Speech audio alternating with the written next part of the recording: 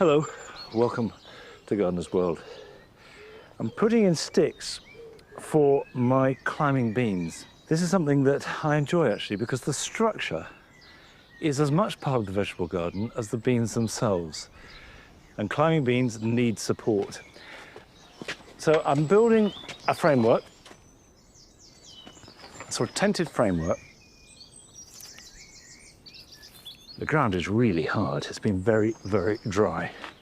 Right, that's one side, and then we'll do the other side. If the ground is really hard, a bar of some sort is invaluable because you can get in there and make a bit of a hole for them to go into.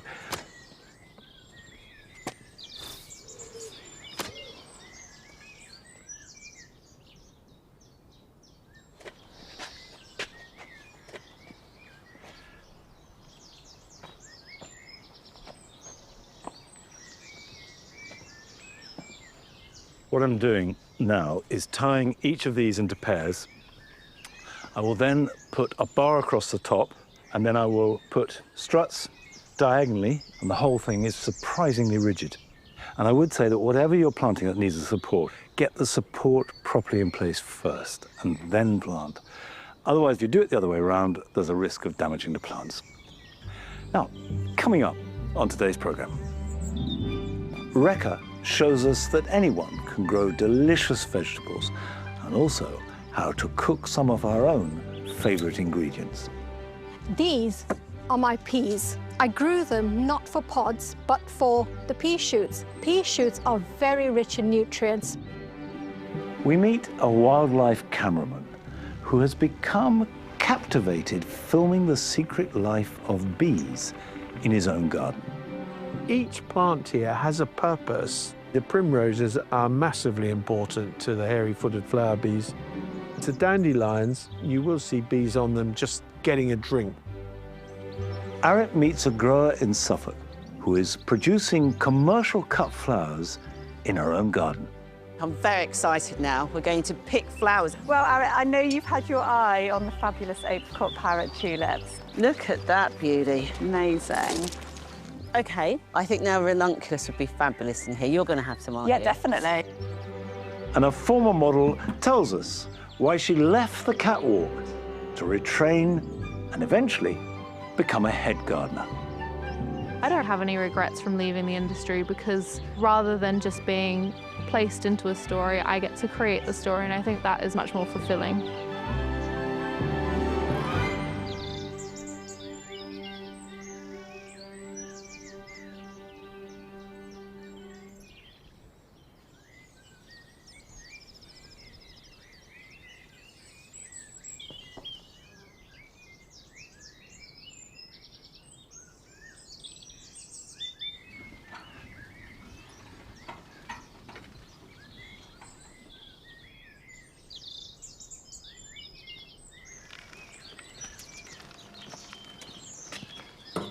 There's a real sense that the seasons have shifted. We've gently moved from spring into early summer. So it's all change here in the jewel garden. The purple sensation alliums are still flowering and still looking good, but the tulips have finished. So I've cleaned out all the pots, and now I want to plant them up with their summer display. And I say summer display, but this has got to look good from the 1st of June right through till November. And when you're planning a big pot like this, the cliche is you need a pillar, a filler, and a spiller. A pillar to give you height, a filler to give you body, and then a spiller to hang over the sides. And my pillar is going to be this. This is a ginger, Assam orange. It's got fantastic plumes of orange flowers, but they won't appear till sort of late July, August at the earliest, and could be as late as September.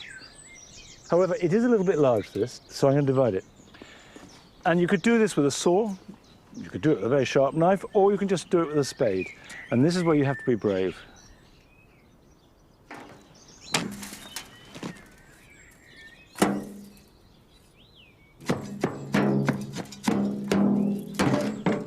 Such a beautiful day today. Okay, Ned, jacket's coming off. We mean business. So you can see we've got really fleshy roots on that. And if I put this in the middle like that, the roots of this will fill the pot. So give them room to grow and then they will perform above ground. So the next thing to do is to put plenty of compost in. This is a mixture of about 1/3 garden compost, almost a half bought peat-free compost, and then the rest is grit. So it's a rich mix. Never fill to the top of the pot. Leave at least an inch so that you can water. Now we come to the filler. And I've got two, actually. This is a cosmos called Rubenza. It's not the tallest cosmos, but it's perfect for pots like this. We don't want it rising right up, but what we do want is a massive flower. Now, the next one is a petunia.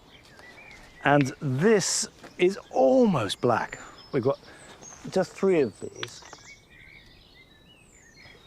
This is a Calabracoa Can double wine red, but you may well know it as Million Bells, and it's a spiller. And one of the beautiful things about this, it just keeps on producing a mass of flowers. And like all spillers, you want to plant it at the edge of the pot.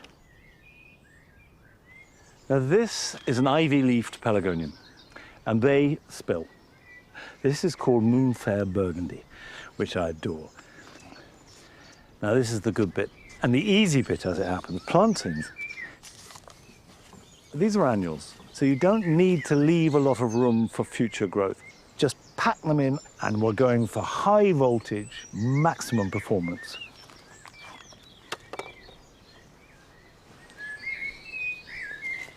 Now, I think these will look really dramatic and strong and fit in with the whole theme of the dual garden, but it's not edible.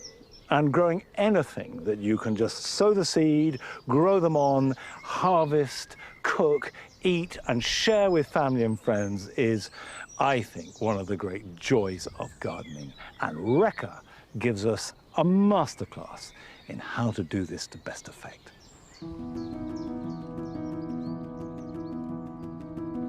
I've always been passionate about growing my own produce and creating delicious dishes. So this year I'm going to show you how to sow the ingredients, grow them on, and turn them into simple and tasty meals. From my favourite vegetables to experimental herbs and spices, my aim is to feed my family nutritious homegrown vegetables throughout the seasons, and you can too. To achieve this, we need to be aiming to grow 3 essential food groups: carbohydrates from plants like potatoes and artichokes, proteins from legumes such as peas and beans, and dense nutrients, and vitamins from sumptuous leafy greens and fruits. Together, we'll be growing a whole host of vegetables right here in my garden in the Sunny Peak district. Now, you probably will be wondering, why am I growing potatoes in a pot when you can get them quite cheap in a supermarket? It's not about the cheapness, it's about the quality, the taste, the nutrients. I know what's gone into these, and that's all it takes, is just a bucket and a few spuds. I'm growing one of my favourite first early varieties, Red Duke of York. But it needs topping up with peat-free compost as it grows. Potatoes grow on the stem. They don't just grow at the base of the plant. And by topping it up with compost, you're covering up the stem and more tubers will come through along the stem.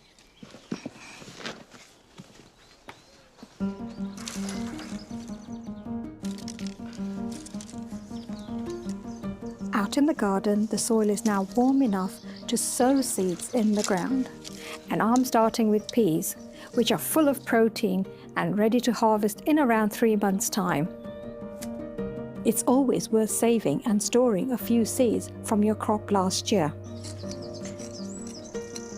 When it comes to growing them, I tend to soak peas and beans before I sow them out. One, it helps them germinate faster because they've been hydrated. The second reason is mice don't like soft seed, and they tend to get deterred from trying these. Therefore, I'll get plants and they don't get the peas. I have decided to sow a variety called Douce Provence. It's a heritage variety. They will grow to about 50 centimetres, no more. And by just giving them a bit of support, they'll just look nicer as they're growing up. It also gives the short plants some help, as my garden is fairly exposed, so they won't get blown about. The peas go in every 10 centimetres or so and about 5 centimetres deep. Then they just need covering and watering. But I'm growing earlier peas down in the greenhouse for another use. These are my peas. I grew them not for pods, but for the pea shoots. Pea shoots are very rich in nutrients. There's about 15 within this pot, which is not the norm of growing peas. They need space, but because I only want them for their pea shoots and not the pods, I'm not worried about the spacing. All I'll be doing is harvesting the tops off. The next thing I'd like to get going with is sowing something which is a protein but also a carbohydrate, and it's called maize. Not sweet corn, but maize. I used to eat this when I was young in Zambia. The plants look like sweet corn, but maize, you can eat it while it's fresh, but it is actually used for the flour. I noticed in this country we grow maize, but as a fodder, and I don't want to use it for that. I would like to use this and bring back memories of my childhood again. I'm planting these in deep root trainers, as maize and sweet corn can be fussy. I don't want to touch their roots. They don't like root disturbance. So by just opening a sleeve up, taking it out and then planting them, I've not touched their roots at all. And they seem to establish far better. But if you haven't got a deep pot, they can be direct sown as well. And that way you're not disturbing the roots at all. I should be harvesting these late summer. Wish me luck. But there's one favourite of mine to grow that will definitely be staying in the pot. These are Jerusalem artichokes. They're full of iron, full of fibre, and full of carbohydrates. Be warned when growing these. If you want to grow them in the garden, go ahead. But if your space is small, they can run riot and go all over the place. That's why I'm growing them in a pot. Artichoke belongs in the sunflower family. That means they're going to grow very tall. And when I say very tall, 6 foot and taller, so way taller than me. So I am looking forward to seeing what this pot looks like later on in the year. But the best thing about them is because they are in the pot, I can keep them in here. Come winter, I can forage for a few little tubers and have them for dinner. I have a few left over, but before I cook with these, there's one more ingredient I need to pick from the garden. Tucked in a shady area, I'm lucky enough to have wild garlic growing. I always cut the leaves rather than pull them to help protect the roots. With the scent of wild garlic in the air, a good day of gardening, I'm ready to cook.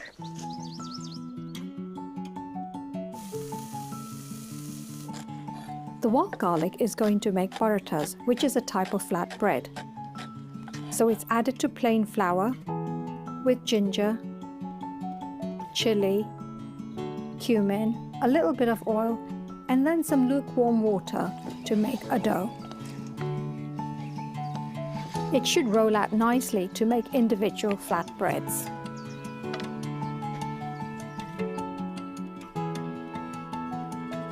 And garnished with some of those lovely pea shoots. The flatbread join veggie bean balls dipped in homemade tomato sauce and spicy Jerusalem artichoke fritters. What I like about it is the simplicity of cooking food. I've got my proteins, I've got my carbs, I've got my leafy greens, and that's all I need. It just brings joy to me because I know where this has come from, and I can't wait to share with you more sowing, growing, and cooking.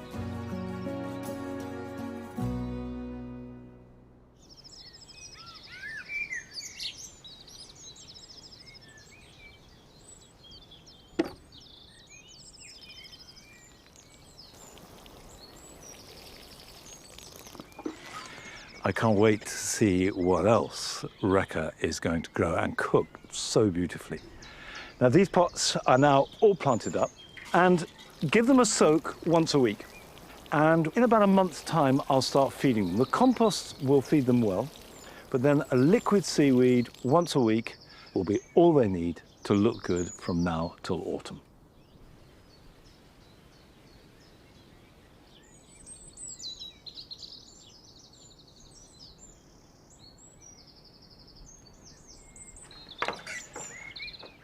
This is a good time to take stock of the vegetable garden. So we've got a bed of parsley, which we grow as a vegetable. Chard, which I planted out over a year ago. We've been eating all year, still going strong. We have spring cabbage I put in as young plants last September, October. We haven't started to eat them yet. We've got garlic, little gem lettuce, which is actually starting to go over, but was delicious, and we've been eating it. More lettuce coming through. Carrots, which have germinated well. Broad beans are looking good. The flowers are starting to form. Cavolo Nero, really healthy looking chard, which will last for the whole of the coming year. And finally, I want to plant out the climbing beans that I made the frame for. I've got a variety here called Blauhilde, which I love. They are a purple bean. They look lovely when they're growing. They taste delicious. Now, when you're planting, plant on the inside of the support, not the outside. And the reason for doing that is that when you water, you can water down in between and the roots will find it. I put 2 beans per pot, and I'm going to plant both if they've germinated.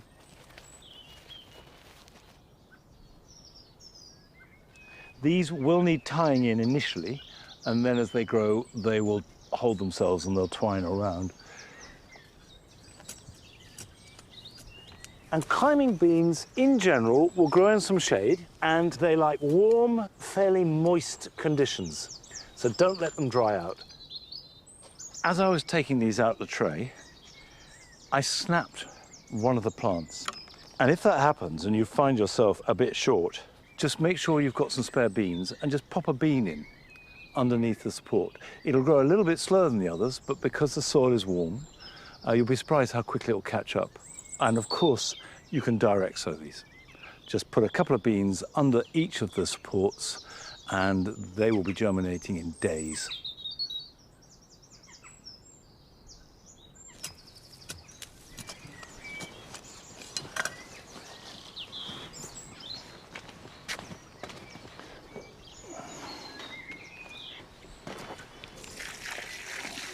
Now, it is absolutely essential at this time of year, anything you plant, give it a really generous soak. I will actually go and refill this watering can and give them another full can because the soil is so dry. Now, one of the features of this year so far is that there have been noticeably more insects. In fact, more insects than I can remember for a very long time. Now, that in wildlife terms is really good news. And we went to visit a professional wildlife cameraman who has developed a fascination for one particular group of insects. You can see him hovering down, and you can see he's looking at her, and he's really, like, really just staring at her. And as she moves, he follows her everywhere she goes. I'll play your game again if you let me play as the queen of your heart. And it's like he can't take his eyes off her, and if she goes over there, he'll go over there, and then he says to her, "I love you, I do, I love you."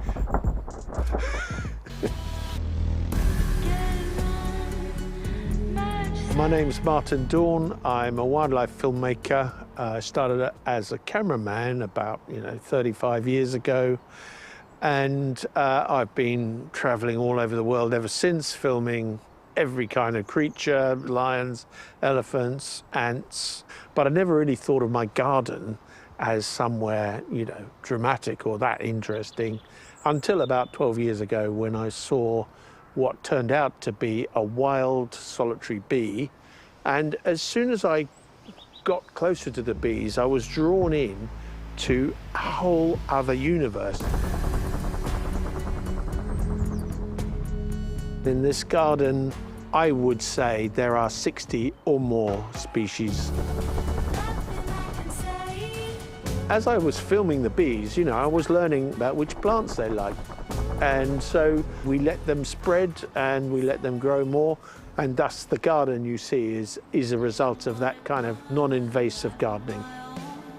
Now you're gonna push this queen off the throne. Why'd you wanna take me down the path you're already on? This section here, pretty much all of the plants are naturally seeded, naturally planted. Some of them are plants people would call weeds, but you know, in my view, these are plants in the right place at the right time, just growing the way they like to grow. Each plant here has a purpose. The primroses are massively important to the hairy-footed flower bees, among others. The dandelions, you will see bees on them just getting a drink. The bugle is such a spectacular plant, and again, it's a favorite of many different kinds of bee because it has a particular tubular-shaped flower, which, for example, honeybees can't access, so there's less competition.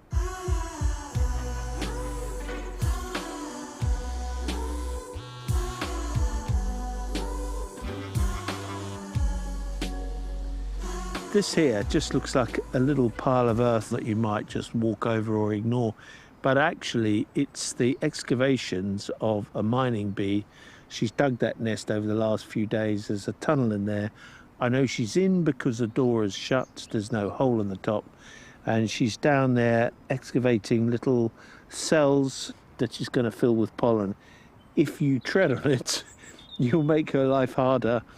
But if you lawn mow it when she's out, she won't be able to find it again. See this dandelion here? When she leaves, she'll clock the position of that dandelion. If it's gone when she comes back, she really won't be able to find the nest.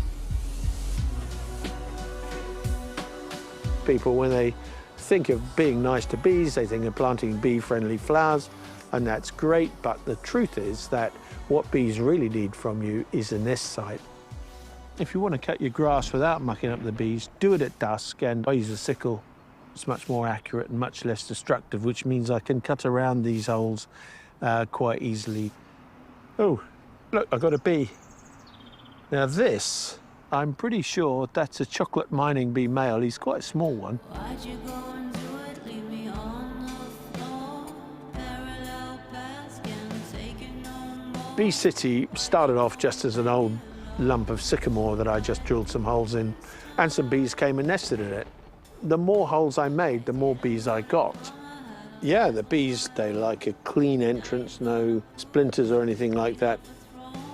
If you drill along the grain, there's fewer splinters. It's smoother for the bee. The siting of any kind of bee hotel really needs to have a good chunk of sun in the day. Ultimately, the wood must be dry. Leaf cutters are actually among the most interesting because they cut leaves and because they use those leaves to line their cell so that they can make a wall so that they can then lay an egg in there. They cut the sort of long shape to wrap the cell, and then they cut circles, and they use the circular pieces for the plug of the cells. So, you know, if you see a plant with these beautiful circles cut out of it, that is a leaf cutter. For me, a flower is more beautiful if it has been designed by the process of evolution entirely, but it's even more beautiful if I can see the bee it was designed for actually using it.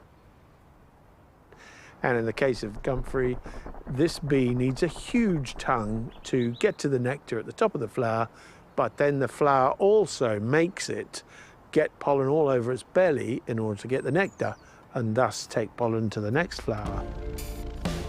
It's just nothing. Living out. This plant here, most people would see as a weed. It's a kind of hawk's beard. When this is in flower, it's going to just have loads of yellow dandelion-like flowers, which is a crucial resource to a couple of species of bee here. For me, it's grown to be a really valuable plant. I really try and nurture them, so I try not to tread on them or cut them. And this patch here seems to be where they thrive the best. When they're all out, that's when I have pride in my garden. Be my opponent, leave behind your doubts and I love brambles. hesitation. They're great for bees. There's lots of species of bee really like the flowers, but the yellow-faced bee family seems to like brambles above all else. They go around in little gangs, a little bunch of males all fly around the flowers, and they try and find the females on the flowers, and then they jump on them, and you can train them to go where you want them. I think of it as a kind of rose, and some of them have got a lovely pink colour to them. They're very beautiful flowers. The green alkanet, a lot of people just take it out because the leaves are quite rough. But actually, I find that the blue flowers, which are a constant presence really from early April all the way through to July, they're still flowering, and they're really useful if colour is your thing. They grow like weeds, they self-seed, and bees also love them. For many species of bee, they're a key nectar source. Forget-me-not is really interesting for certain kinds of bees, in particular the nomad bees, the cuckoo bees of the mining bees. Yeah, we just let it go. It's lovely. How could you not want that? I would say bees are people too. And I don't mean that they're like people, but they are individuals. There is a being there. Across the country, across the world, bees pollinate so many plants. Without them, many ecosystems would collapse because the plants would no longer be able to set seed, would no longer be able to reproduce. Bees are absolutely crucial to the world.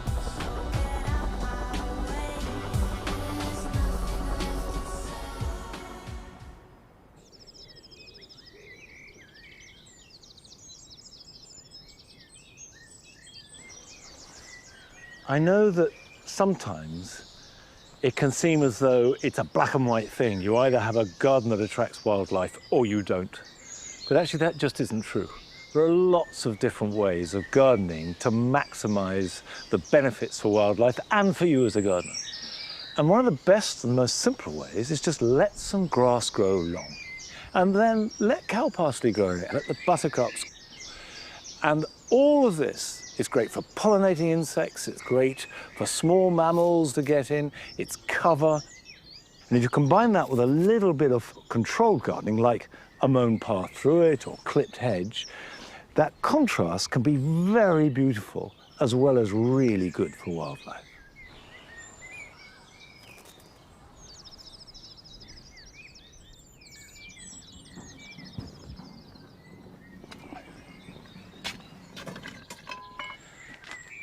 I brought the citrus that we keep in the big greenhouse out here about a month ago. But I didn't do anything then because I wanted them to acclimatise and start to grow. Because when you start to see new growth, that is the time to do any pruning that you want to do and maybe repotting. Now, as far as pruning goes, with citrus, you never want to just take them down by half because all that will happen is you'll get a mass of side shoots. Either pinch out the tops as they're growing, literally just the top inch or two, or go back to the main stem.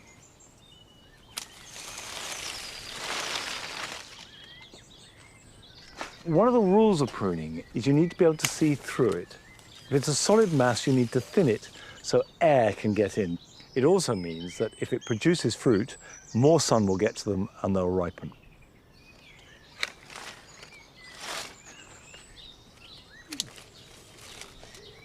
Now, that's the first stage of looking after at this point. The next thing is to address the compost that they're in. The compost is looking a bit tired, so just scrape the top layer off. Try not to damage the roots, but expose them. And citrus need good drainage. Any compost that the roots are growing in should be a mixture of a peat-free compost, garden compost, and plenty of grit. Okay, I've exposed the roots there, and now I'm going to top dress it. Any plant that lives in a pot, it's worth doing this every year, and then repotting them, in particular citrus, maybe every 3 or 4 years.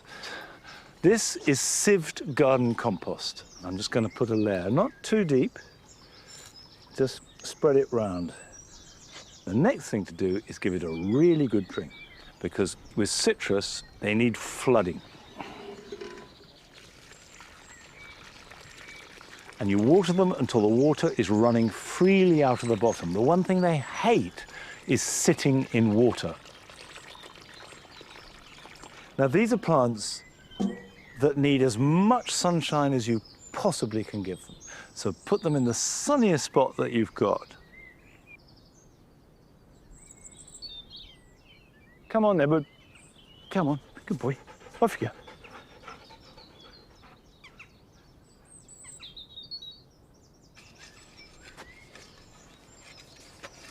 Now, this is one of my favourite garden tools. It's a hoe, but it's more than a hoe because it's a small hoe. And although it's been very hot and dry, it just feels as though the weeds are just emerging from every particle of soil. Now, these are the wallflowers that I sowed about 6 weeks ago. And just a gentle bit of hoeing is the best way to control weeds.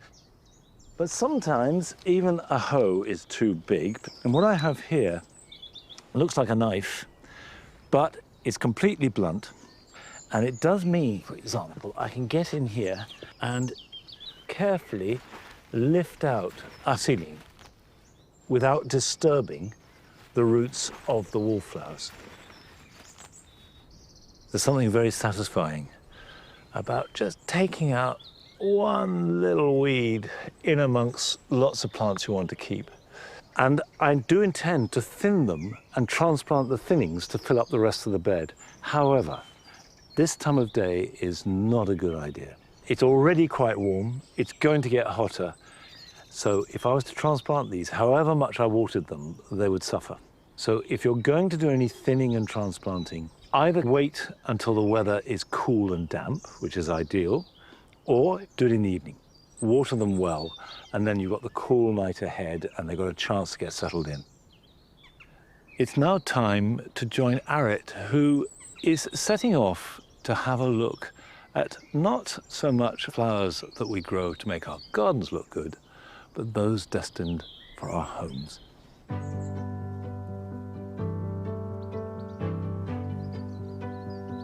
We're a nation that loves a bunch of fresh flowers. But for a country that prides itself on its green fingers, a staggering 86% of UK cut flowers are imported. Fortunately, things are beginning to change. We're starting to see a trend of UK consumers wanting to buy more sustainable flowers.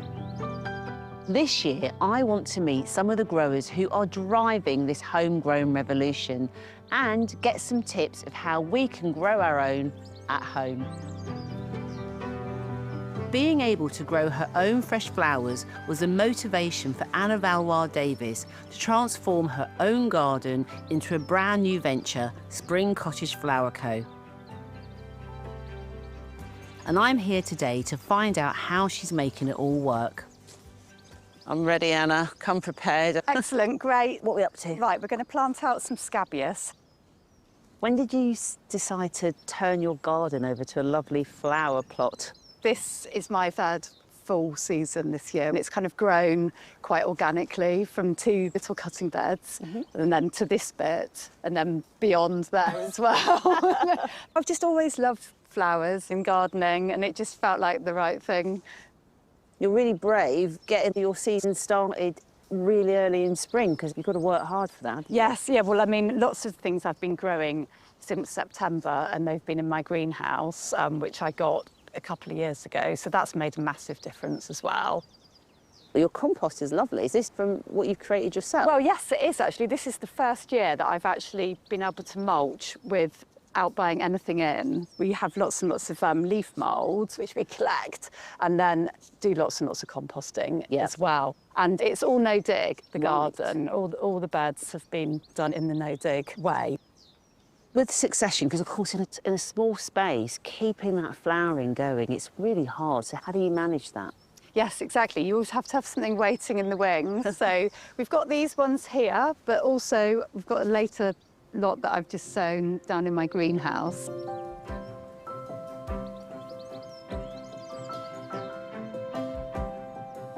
So this is Gloria, my greenhouse. Glorious Gloria. Where everything starts. The half-hardy annuals, lots of cosmos and sunflowers. I love it. It's bijou, but a workhorse. I can tell. Absolutely. Gloria has to work hard. Absolutely, it's all going on. So these are your zinnias then? Yes, yeah, they're absolutely gorgeous. I've got a few different varieties. OK, so we're going to prick these out, yeah? Yes, please. Okay. Yeah, let's do that. Talk to me about your system in here. I love it. So I generally start things off in the kitchen on the windowsill there. OK. And then when they've germinated, they actually often go into our conservatory, which is basically my second greenhouse. and then they come down here. But the temperatures have been swinging all over the place, so it can be a bit hit and miss. So you don't have any heat in here? No heat, and I don't use any grow lights. So it's all very natural. Considering, actually, I mean, these are still reasonably young, that root system is fab. Yeah, it's really healthy. They're doesn't it? they're obviously great seeds, and they're very happy. They do. They've that. got lovely green leaves as well.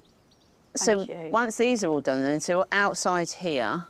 So Yeah, what have you got? so this is the hardening off stage in the cold frame. And so here we've got some calendula, which I thought we could add to the other patch. Oh yeah, let's do Yeah, that. should we do that?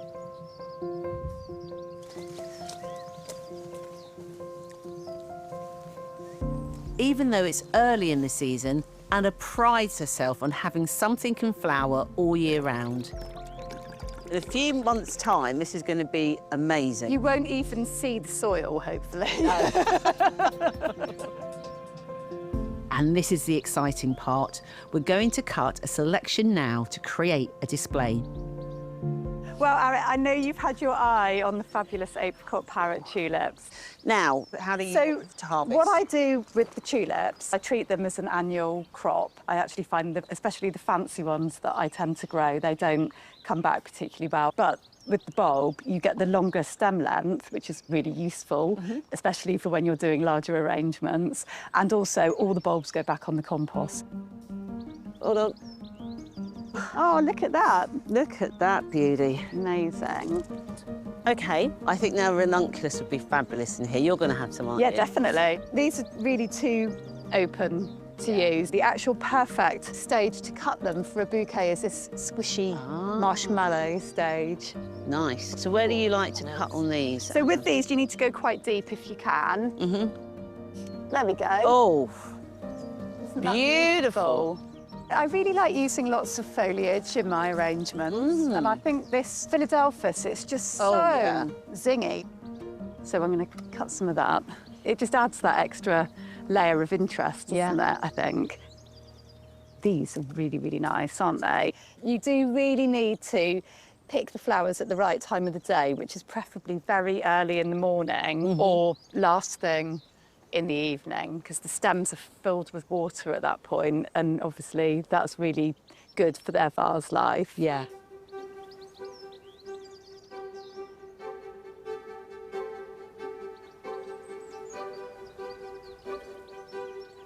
What's so lovely with these, Anna, is that they're straight out of your garden. You know, there's no air miles. No. There's no going packaging. via somewhere and, you know. No chemicals, No. no preservatives. We call it grown, not flown.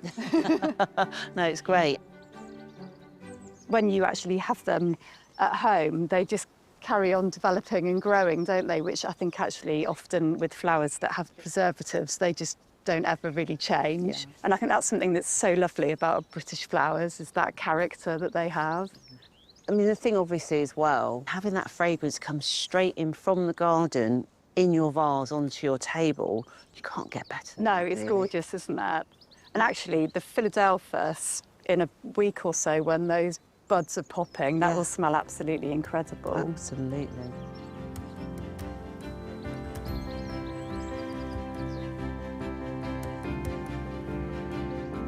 It does bring me a lot of joy. It's just such a positive, magical thing, growing something from seed. It's just like the ultimate hope and promise. I adore this palette. It's so feminine. Oh, thank you, Arit. That's really kind of you. I absolutely love your jar posy as well. They're just such lovely colours together. I love Anna's drive to turn her passion into a sustainable business. If the idea could be replicated across the country, environmentally, it could make a really big impact.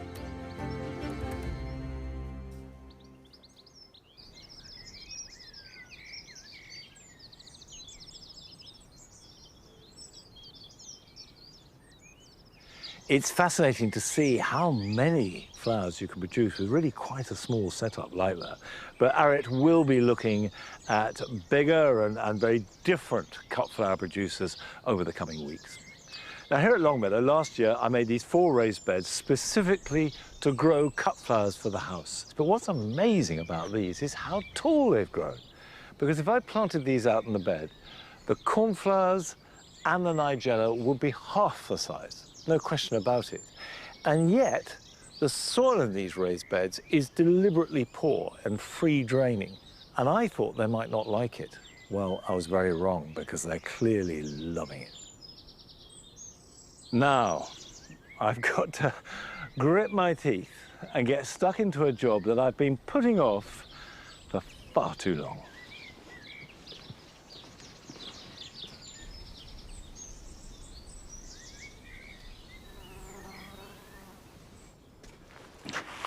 Right, I've got my most flattering outfit on.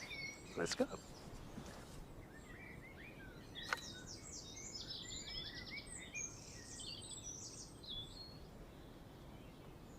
Now, I don't often dress this fashionably, but needs must, because I need to thin the water lilies here in the pond in the damp garden. Now, water lilies, ideally, should be spread flat along the surface of the water without any leaves overlapping. And when you start to see them growing vertically, it means they're crowded. And now is a good time to get in and do it, i.e. when they're actively growing. I've got this as a stick because it's very slippery in there. And this I may need to use to cut the roots. We have a number of different water lilies in here. We've got a couple of yellow ones with this sort of mottled, marbled leaves. This one here is an Nymphaea candida, a white, quite small water lily. No, I've just discovered that my waders leak at this point. Ugh, I'll never lift that up. That's too big. I'm gonna have to cut it.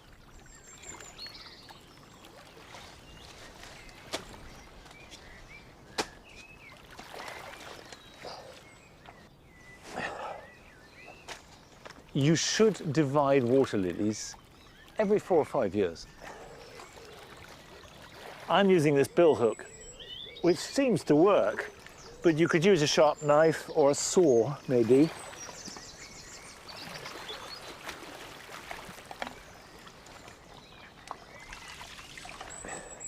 When you're doing something like this and taking plants out of a pond, it's a good idea to leave anything that you don't need on the side of the pond for at least 24 hours. And that means that any small creatures, or maybe newts, maybe young frogs, has a chance to get back into the water.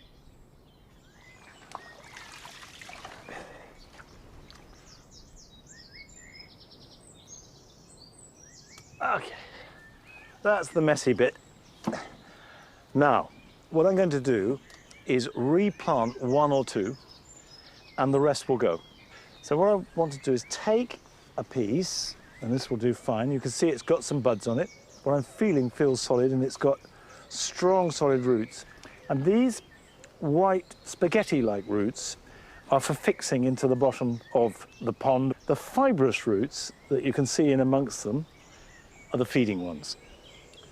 Now, that is ready for replanting. Now, to replant it, I need a special pot like this, which you use for aquatic plants. So it has holes in it. It's a mesh, essentially. And a piece of hessian. And put it inside the pot, and this will hold the compost. And you buy aquatic compost because it wants to be heavy. You could use subsoil from your garden, but this seems to have a high degree of sand in it, and it's heavy and will weigh it down. So we put some in the bottom, sit this in here, and put the soil around it, making sure that it's not buried too deep. And every section you divide must have a bud. So if it doesn't have a bud, don't be frightened to discard it. And very quickly it will grow. But to stop it floating away as I put it in, you now need some grit. Just normal horticultural grit, and sprinkle it on the surface. If there are any fish, It will stop them nosing in amongst the soil and disturbing it. That is now ready for replanting.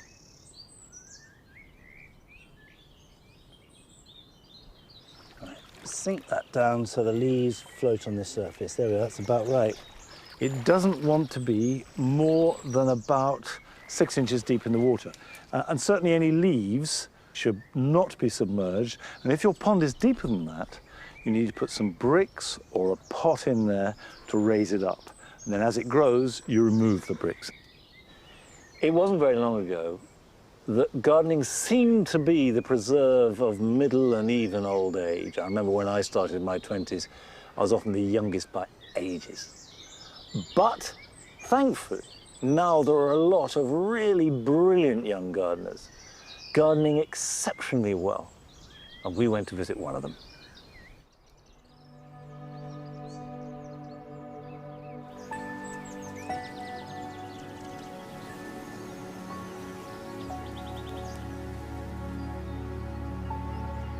I grew up in Perth, Western Australia, and I grew up in the bush, very dry, very harsh landscape, and coming to England, it's so very different. They're very beautiful in their own ways, but here everything's so lush, it's green.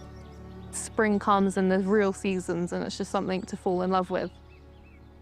I'm Shani Gates, and I'm the head gardener at the Old Rectory in East Sussex.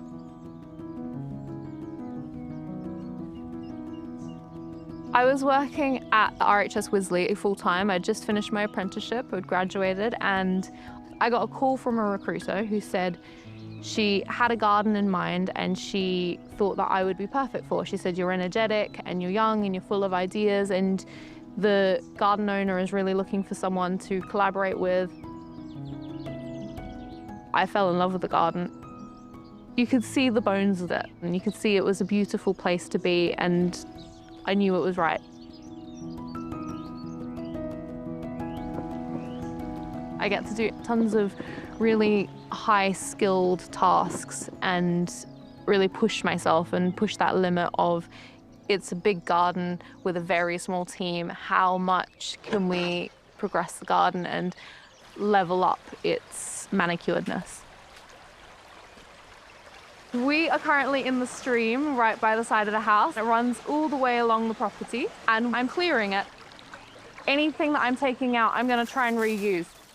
And the nettles here, I'm actually going to make into nettle tea, and it's a really good fertilizer for plants. Nettles have really high nitrogen, and that's great for leafy growth. So anything that's new, young growth, really happy to put it on. But I won't put it on anything that we want to establish a root with. This is Carex pendula. It's highly invasive. It pollinates through wind dispersal and spreads like wildfire. You find it in the shade, you find it in anywhere that's damp, full sun even. It loves it in this country, and the only way to control it is digging it out. Sometimes the crowns of the Carex can be so big you need a digger to get it out. While it's small, it's great to dig it out just by hand. I want someone to come into the garden and to feel, wow, this is amazing, but not actually go, oh, that looks like hard work. You want it to look effortless. You want it to kind of be a sweeping landscape of very thought out things, but it doesn't look thought out. It just looks like it was always there. That's my aim for the garden. Lots of hidden work. We're in another part of the stream, and this area I cleared last year in September. This section alone took about 6 trailer loads into the compost. It was a lot of hard work, but it's so worth it because you look at it and you can see your kind of curated moments where the bluebells are that you've planted, or the irises in the corner, and it looks really natural. All the gaps of earth that I've left have just exploded with wildflowers. So you can see wild strawberries, some ajuga, you can see some cuckoo flower, and yeah, I'm super happy with it. Gardening is actually my second career. I was a model for 8-9 years in the fashion industry. I did a lot of campaigns and editorials. I was flying almost every day to America or Germany or wherever else. And 2019, Australia had these huge bushfires, like historical bushfires. It really made me think about what impact I was having on the environment and how often I was flying and how big my carbon footprint was. And I thought, I need to change this. I couldn't see myself moving back to Australia, so I thought, I'll go volunteer. And it was amazing. I was volunteering at an 18th century garden in Surrey, and I was going almost every day. I really loved getting my hands in the soil, and I loved the hard work.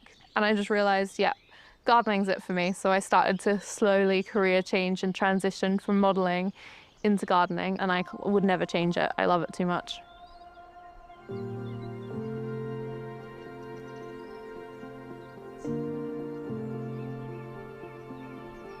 This time of year is one of the peak times for the garden. We have a huge tulip display where we've planted over 16,000 bulbs, and they're all up and looking really lovely at the moment. Most of them are planted in the West Garden, and they're planted in swaves. The colours that are in the tulips come out in summer in the perennials, in the roses. It's the deep reds, it's the whites of the roses, it's the lilacs of the Pollinatorias, and it's the colours that you find in the garden throughout the year, but in spring, and it's an instant impact moment.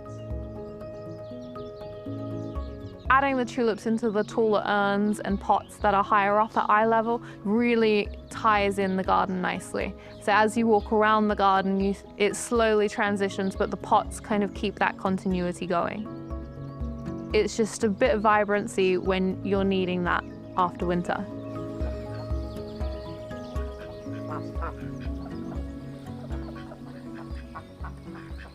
Thinking about the environment is a really important thing for me. Growing up in Perth, you see nature and you see the severities of nature quite a lot, and so it's very instilled into me that nature is all around you, and wildlife, even if you don't want them there, they're there, so why not make it a home for them too?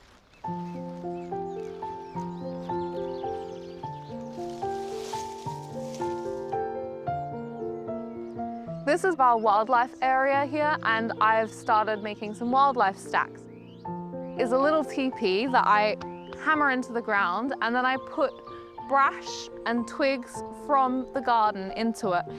And as it breaks down, invertebrates come and live in it, little bugs, little mice, all sorts of different wildlife, and then it becomes mulch at the bottom. So as it goes lower, you'll start stacking it higher and higher.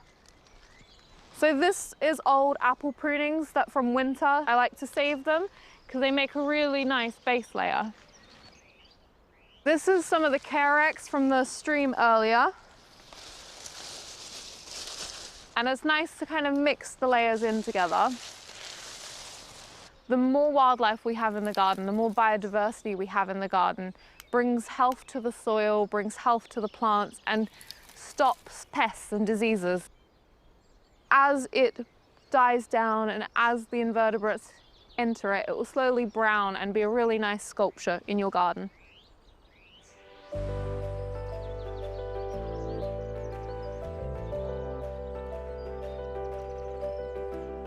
Modelling got me to England and got me to discover the English gardens, but I don't have any regrets from leaving the industry because I get to be front and centre of part of the project. I get to be in control. I get to have all the creative influence, and rather than just being placed into a story, I get to create the story, and I think that is much nicer and much more fulfilling.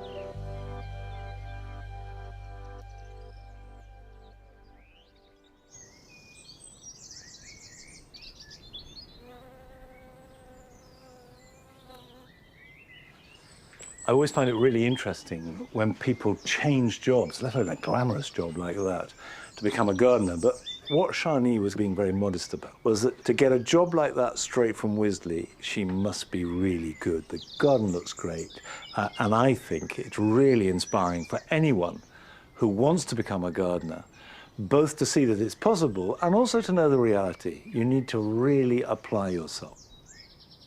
Now, here in the wooden greenhouse, in winter, it's where we store non-hardy plants. Now, in theory, these aeoniums should only be in here from September, early October, until May, but they've actually been in here for 18 months and I really want to get them outside. So my plan now is to move these to the table outside the potting shed and make a really good display. And if you've got houseplants, don't be shy of putting them outside. Now any risk of frost is gone. As long as they're protected from wind and get plenty of sunshine, it'll do them good to go outside. So that's my plan. There are a lot, they're heavy, they're fragile, it's going to take me a little while. So while I'm doing this, here are your jobs to get on with this weekend.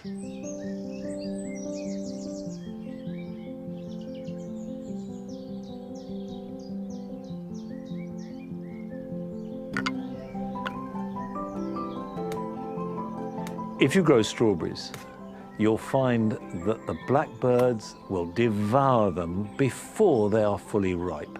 So to avoid this, they must be netted as soon as the fruits start to appear, when they're green. Use a net with small holes so the birds can't get through, and make sure that it is stretched and pegged tightly down all the way around.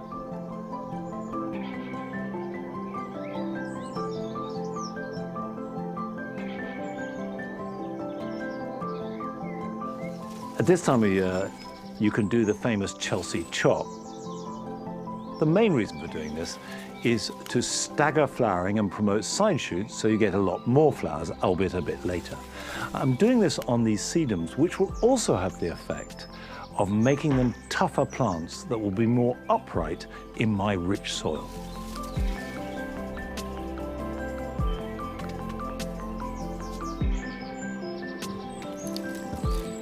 Now is the time to support broad beans, and as with all support for plants, you need to do it before they need it. I find the easiest way to do this is simply put in some canes and stretch string tautly from cane to cane, forming a kind of cage. And then you can add extra layers of string as and when needed.